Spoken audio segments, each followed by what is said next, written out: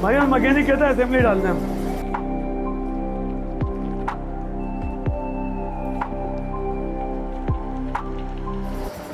भाई और मैकेनिक कहता है असेंबली डालना है। मैकेनिक ऐसा क्यों कहता है? ये मेरे पास सुजुकी कल्टा से EFI 4 सिलेंडर, उसका बिला के हेड है, ये क्रैंक के परी में उसकी क्रैंक ख़त्म थी और दूसरी लिया, तो इसकी क्या वजूहत होती हैं और मैकेनिक ऐसा क्यों कहता है? पहली कंडीशन तो इसकी ये होती है, इंजन में से आवाज़ आती है, धुआं मारती है, मैकेनिक ढल यानी कि इंजन खोले वगैरह कह देता है असेंबली डाल दो। दूसरा, इंजन खुलने के बाद कहता है मैकेनिक कि यार इसमें असेंबली डलनी चाहिए।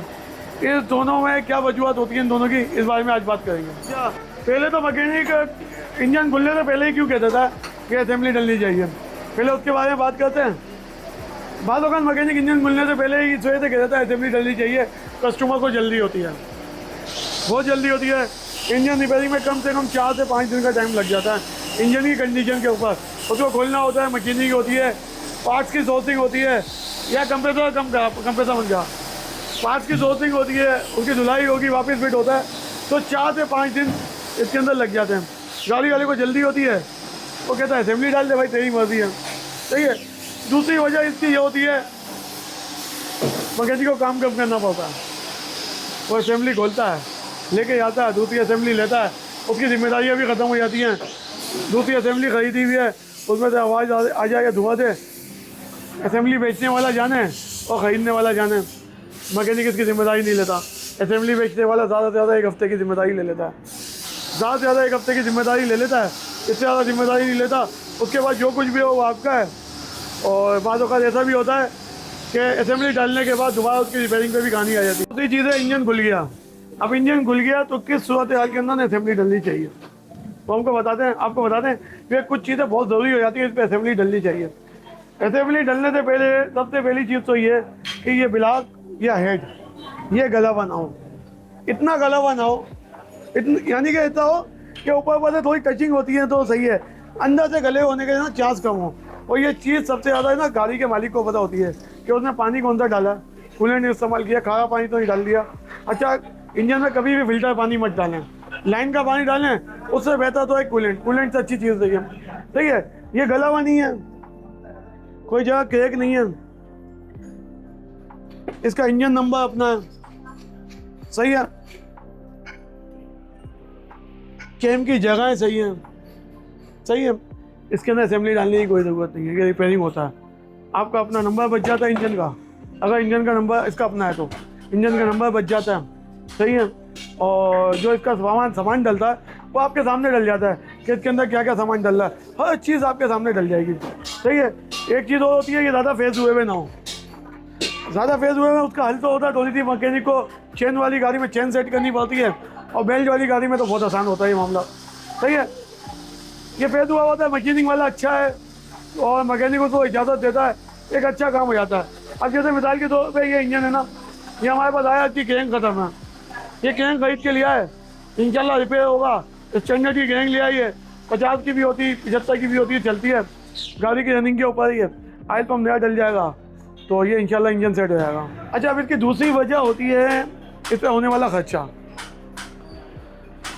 रिपेयरिंग महंगी पड़ती है असेंबली से, लेकिन अब मेरे ख्याल में असेंबली महंगी है, अच्छी असेंबली जिसके अंदर आपको पता है ना क्या सामान लगा हुआ है, असेंबली महंगी है, सही है।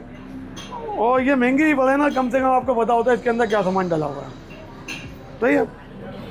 दूसरी चीज़, आपके पास कहने के लिए कोई बात रहती है मैकेनिक को या लेथ वाले को, क्या है यार मेरा बनवाई है तो इसके अंदर क्या मसला है। आपने असेंबली खरीद ली, वो 1 हफ़्ते के बाद आपको पहचाने का नहीं। अच्छे लोग भी हैं लेकिन 95% आपको नहीं पहचानेगा जिससे आपने असेंबली खरीदी है। उसको खोलेंगे, दोबारा लगाएंगे तो जाहिर सी बात है वो बदली करके दे देगा ज़्यादा से ज़्यादा, वरना बोलेगा रिंग डाल लो। जब ये सारे काम कराने तो अपनी असेंबली में कराएँ। इसका इंजन नंबर अपना है, ब्लॉक गला हुआ नहीं है, कोई चीज़ क्रैक नहीं है, ऑयल पानी का मसला नहीं है, कैम की जगह सही है, तो भाई रिपेयर कराएं अपनी असेंबली को। 10-20 हज़ार रुपये ज़्यादा लगेंगे, कम से कम वैल्यू रहेगी। दूसरी चीज़, आपको नज़र आएगा इसके अंदर क्या सामान डाला हुआ है, सही है।